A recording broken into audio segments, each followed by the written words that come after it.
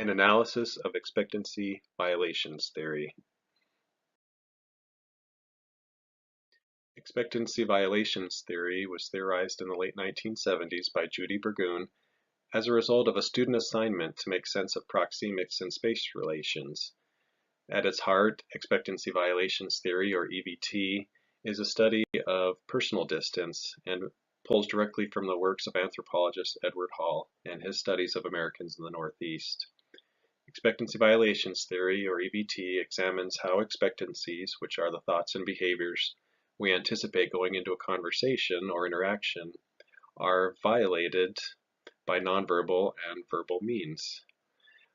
Once violations are perceived, an assessment is done on the violation and it's assigned either a negative or a positive assessment based on circumstance and context.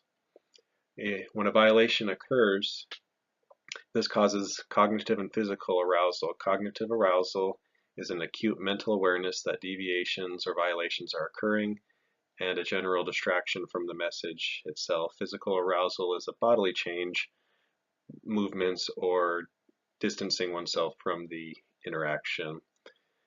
Interactants evaluate and determine the interpretation of violations by using violation valence.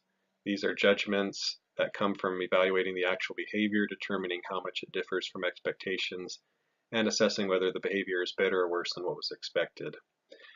Communicator reward balance takes into consideration what the communicator brings to the table and can be affected by looks, attraction, status, and competence.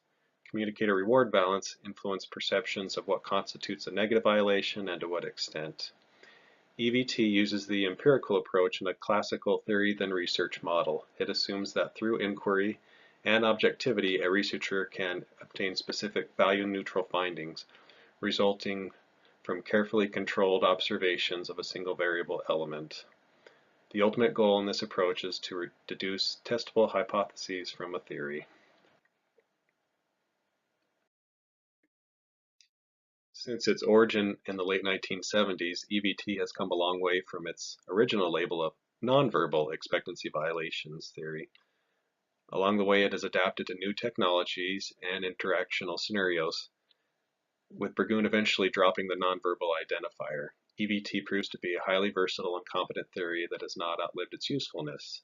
Since the publishing of our textbook in 2010, there have been further studies and applications. In 2010, research and studies varied from email response times and latency expectancies with electronic communications to relationship and expectancy with media figures. In 2015, a study was done about the perceptions of instructors and how they are based on the content and the reply of emails. Also in 2015, a study about romantic partner expectations and cell phone usage, and also an interesting piece about mind reading expectations and the tie-in with marital relationships and distresses and how it relates to EVT, with Judy Burgoon being the capstone of the 2015 year by herself redefining and broadening the theory and coming up with new predictions. Using the 7 theory evaluation criteria and based on new studies and research, EVT holds the strengths, test of time, heroism, and utility. Even 40 years on from its inception, EVT definitions have been clarified, predictions added, and new applications studied. Even as the world has become more globally oriented and saturated with communication mediums, EVT is proving versatile and useful theory, keeping up pace with current technology and interaction trends. One small weakness EVT exhibits using the evaluation criteria is the broad scope which nonverbal and verbal communication encompass. Another small criticism has been the lack of study in cultures other than Western culture. The major weakness of EVT lies in the inconsistency and testability and has been of some concern to scholars. The problem is that personal perceptions of arousal are not measurable in any meaningful way. Further, Burgoon and her associates failed to establish valid indices of observers' ratings. A study showed moderate alterations in laboratory setting, but apparently higher levels of arousal, activation, and distraction in the field setting. Researchers can account for the discrepancies that exist between heart rate, pulse, volume, and skin temperature, the indicators of arousal. So while there should be a correlation in those, they have not been able to explain for the discrepancies and reconcile those. While there have been great strides to diversify the application of the theory, one recommendation would be to realize more in-depth research and studies to establish and quantify measurable arousal indices. Another would be to study groups outside of Western culture to see where there is overlap and cultural universality. Improving communication might be possible if there was a system in place to manage expectations. While we cannot control what other people do or say, we can control how we respond to the stimulus. If we are exposed to other cultures, new norms, and diverse expectations, we can broaden our own worldview and expectations and improve our ability to lessen the violations that we encounter with other interactants.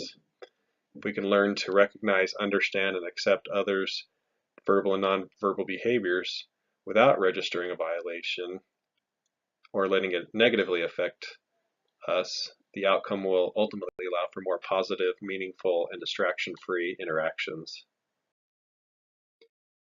EVT focuses and studies the effects that nonverbal and verbal communication has on the message and the receiver.